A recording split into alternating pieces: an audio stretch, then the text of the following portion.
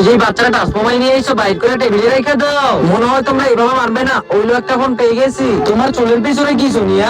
আরে না তেলাপোকা, আরে এখন থেকে জুতা স্কুলে বাদ দিতে হবে। ছুটির পর তোমাদের মোবাইল আমার কাছ থেকে নিয়ে যাও।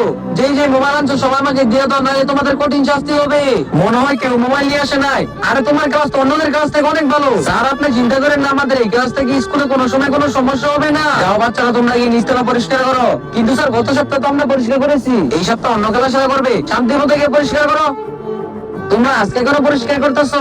প্রিন্স স্যার ওদের আমিই বলছি, কিন্তু গত সপ্তাহ তো ওরা পরিষ্কার করলো, কোনো কথা না, এই সপ্তাহ করে নিবে। ও আপনি অন্য ক্লাস দিয়ে পরিষ্কার করুন না, কারণ ওই ক্লাসে আপনার ছেলে পড়ে। প্লিজ তোমার আমি পরে দেখে নিবো। আরে তোমরা সবাই এখানে কি করতেছো?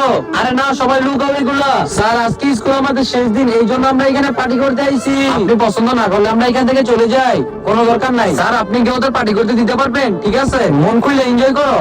বন্ধুরা পার্ট অনেক ইন্টারেস্টিং, পার্ট দেখতে চাই।